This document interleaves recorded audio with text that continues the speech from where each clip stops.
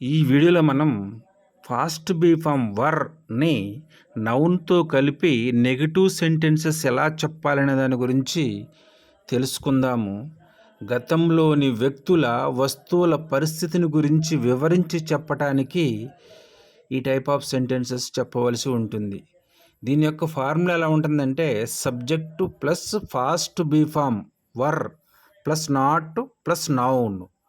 ఈ వీడియోలో మనం వర్ర గురించి మాత్రమే తెలుసుకుంటున్నాం అన్నమాట.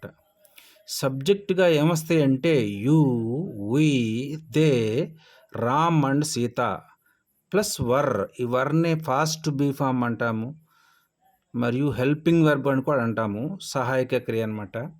వర్ అంటే తెలుగులో అర్థం ఏంటంటే ఉన్నారు, ఉన్నవి అని అర్థం.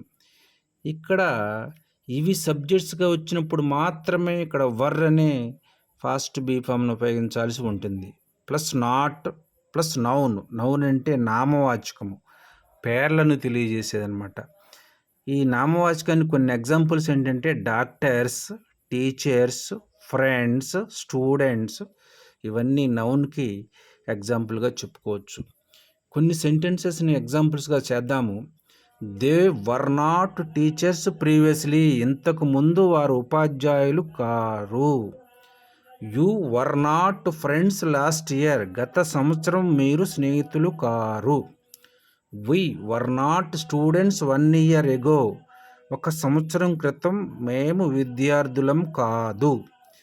మరికొన్ని నౌన్స్ తీసుకొని మరికొన్ని సెంటెన్సెస్ మీరు ప్రాక్టీస్ చేసినట్లయితే ఈజీగా ఈ సెంటెన్సెస్ ఎలా చెప్పాలి, ఎలా రాయాలనే దాని గురించి నేర్చుకోగలుగుతారు. ఈ సెంటెన్సెస్ చెప్పేటప్పుడు, రాసేటప్పుడు కీవర్డ్స్గా ఏ వర్డ్స్ను ఉపయోగించాలంటే yesterday, previously, last week, last month, last year, ఇలాంటివి కీవర్డ్స్గా ఉపయోగించి ఈ సెంటెన్స్ చెప్పవలసి ఉంటుంది. Thank you for watching this video.